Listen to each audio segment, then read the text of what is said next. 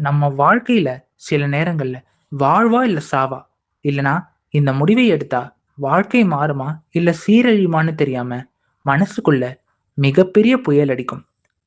ஆயிரக்கணக்கான கேள்விகள், தலைவெடிக்கிற மாதிரி குழப்பம். அப்படிப்பட்ட ஒரு கட்டத்துல வாழ்க்கையின் மிக மிக முக்கியமான முடிவை எடுக்க முடியாம தவிச்ச ஒரு பக்தர் காஞ்சி மகா பெரிவா முன்னாடி போய் நிக்கிறார். அவர் பெரியவா கிட்ட ஒரு வார்த்தை கூட பேசல. தன்னோட பிரச்சனையை வாயை திறந்து சொல்லவே இல்லை. ஆனா பெரியவா அவரை நிமிர்ந்து பார்த்தார். ஒரே ஒரு பார்வை, அவ்வளவுதான். அடுத்த நொடி அந்த பக்தரோட மனசுல இருந்த குழப்பம் பனி போல விலகிடுச்சு. அவர் எடுக்கவிருந்த தவறான முடிவு தலைகீழ மாறிடுச்சு. வார்த்தைகளே இல்லாமல் வெறும் பார்வையிலாயே ஒரு மனிதனின் விதியை மாற்றிய அந்த அற்புதம் எப்படி நடந்தது? வாங்க இந்த வீடியோல பார்க்கலாம். இந்த வீடியோவை கடைசி வரைக்கும் பாருங்க. யாரும் ஸ்கிப் பண்ணிட்டு போயிடாதீங்க. இப்போ வாங்க வீடியோக்குள்ள போலாம். பெரிவாளோட பிரசன்னத்துல நின்னவங்களுக்கு நல்லா தெரியும். சில நேரங்கள்ல பெரிவா எதுவுமே பேச மாட்டார். ஆனா அவர் பார்க்கிற அந்த ஒரு பார்வை நாம பல வருஷமா தேடுற கேள்விக்கு பதிலா அமைஞ்சிரும். இது நடந்தது 1970களின் காலகட்டம். மோகன் அப்படிங்கிற ஒரு மிகப்பெரிய பக்தர். அவருக்கு வயசான பெற்றோர், மனைவி, 2 பெண் குழந்தைகள். அவருக்கு வெளிநாட்டிலிருந்து ஒரு பெரிய வேலை வாய்ப்பு வருது. சம்பளம் இப்போது வாங்குறதை விட 10 மடங்கு அதிகம். ஆனா ஒரு பெரிய சிக்கல். அந்த வேலைக்கு போனா அவர் இந்தியாவில் இருக்கிற வயசான நோயற்ற பெற்றோரையும் குடும்பத்தையும் விட்டுட்டு தனியா போகணும். குறைந்தது 5 வருஷத்துக்கு வர முடியாது. இங்க பெற்றோருக்கு ஏதாச்சும் ஆச்சுன்னா கூட கூட இருக்க முடியாது. போகலைன்னா கைக்கு வந்த வாய்ப்பும் போயிடும். குடும்பத்தின் வறுமையும் தீர்க்க முடியாது. போனா பெத்தவங்களும் கவனிக்க முடியாது. தர்ம நெறி தவறிடும். பணமா கடமையா, இந்த இரண்டுக்கும் நடுவுல அகப்பட்டு மோகன் மனசு நரக வேதனை அனுபவிச்சது. தூக்கமில்லாத இரவுகள். என்ன முடிவு எடுக்கிறதுனே புரியல. பெரிவாளிடம் தஞ்சம். கடைசியா மோகன் ஒரு முடிவுக்கு வந்தார்.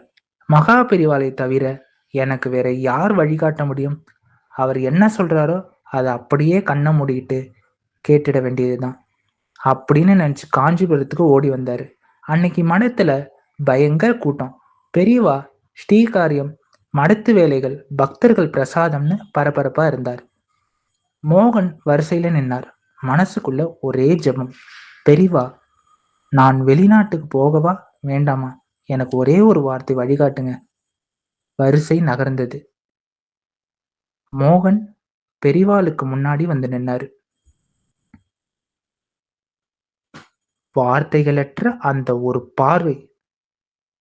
மோகன் கைகூப்பி நின்னார். தான் கொண்டு வந்த பழங்களை தட்டுல வச்சார்.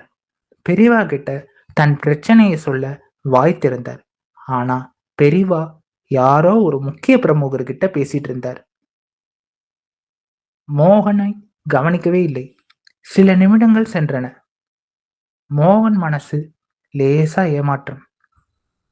பெரியவா நம்ம கிட்ட பேச மாட்டாரான்னு தவிச்சாரு. மடத்து சிப்பந்தி அடுத்தவரை நகருங்க செய்கை காட்டார். மோகன் கலங்கிய கண்களோடு மெல்ல அடி எடுத்து வச்சு நகர முயன்றார். சடார் என பெரியவா தன் பேச்சு உரையாடலை நிறுத்திட்டு தலையை நிமிர்த்தி மோகனை பார்த்தார். அந்த பார்வை சாதாரண பார்வை இல்லை.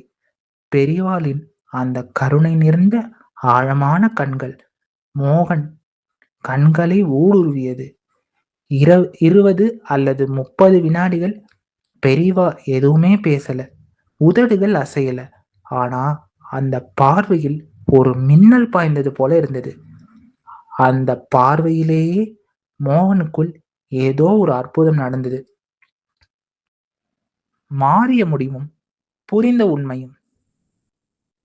பெரிவாளோட அந்த ஒரே பார்வையில் மோகன் மனசுல இருந்த குழப்பம், பயம், பண ஆசை எல்லாமே கனப்பொழுதுல காத்துல பறந்தா மாதிரி மறைஞ்சு போச்சு.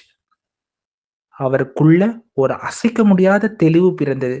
பணம் இன்னைக்கு வரும், நாளைக்கு போகும். ஆனா பெத்தவங்களுக்கு செய்ய வேண்டிய கடமையும் தர்மமும் திரும்ப வராது அப்படிங்கிற உண்மை மனசுல ஆழமா பதிஞ்சுது. பெரியவா தனக்குள்ள பேசின மாதிரி மோகனுக்கு உணர்வு. உன் கடமையை செய், உன்னை நான் பார்த்துக்கிறேன். அந்த பார்வை உணர்த்தியது. மோகன் பெரியவாளை மீண்டும் ஒருமுறை சாஷ்டாங்கமாக விழுந்து கும்பிட்டார்.